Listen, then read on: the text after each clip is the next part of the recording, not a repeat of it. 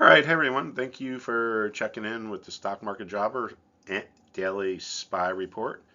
SPY is an ETF. It's designed to follow the S&P 500. The S&P 500 is an index that follows 500 stocks, and they're the 500 biggest, most important stocks.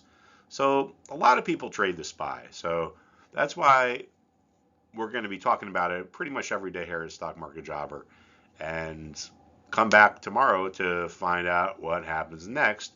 But we're really at an important juncture here, and let me show you why.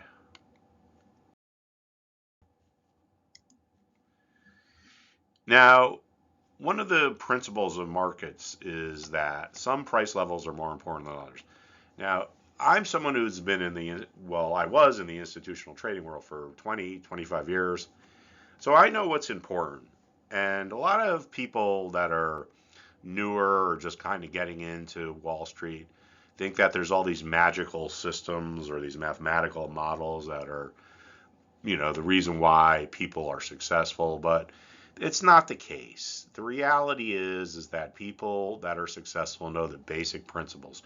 And one of them is that some price levels are more important than others. And when markets break these price levels, either to the upside or downside, they tend to make big moves. Now, let's take a look at SPY, right?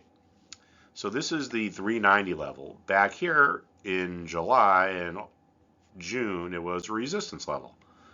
Then the market rallied, and guess what? It became a support level. Now, why does that happen? Well, there are people who sold who regret doing so after it went higher. So a lot of these people tell themselves they're going to buy their shares back, but they're only going to do so if they can get them for the same price that they bought them at. So they place their buy orders at the same level they had their sell orders. We can also see resistance become support. Now, why would resistance become support? Well, this is seller's remorse. People sell, and then when the price goes higher, they say to themselves, I shouldn't have sold, so let me buy my shares back. And they place their buy orders at the same level they had their sell order. And if there's enough of these buy orders, the level that was resistance can turn into support. So resistance levels are levels where there's more sellers than buyers. That's why when rallies get to them, they kind of reverse. But eventually they break, and sometimes they break. It's not a guarantee. But when they do break, it tells us something important. It tells us that the sellers or the investors who created the resistance with their sell orders are out of the market. The support levels are the opposite. There are large areas where there are buyers or investors are willing to pay the same price. So that's why sell-offs tend to pause or halt at them. Now, when a support or resistance level breaks, like here or here, they tend to make big moves. Now, look at this. This 390 level has been important since June. I don't know why the market decided that 390 is an important level, but I don't need to. I don't need to know how an internal combustion engine works. Well, actually I do, but anyway, you can drive a car without knowing how an internal combustion engine works. So sometimes you don't even need to know where these important levels or why certain levels are important.